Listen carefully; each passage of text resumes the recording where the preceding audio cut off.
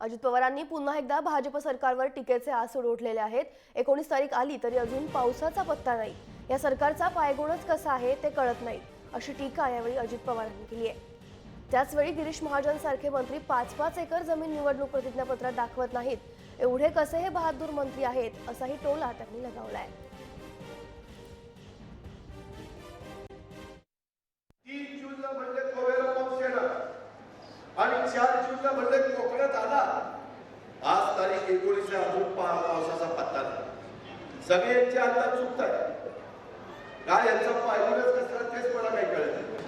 हे आल्यापासून खडसे साहेबांना राजीनामा द्यावा लागला आणि मुख्यमंत्री काय म्हणतात त्यांनी भ्रष्टाचार केला, तेव्हा राजीनामा कशाला दिला?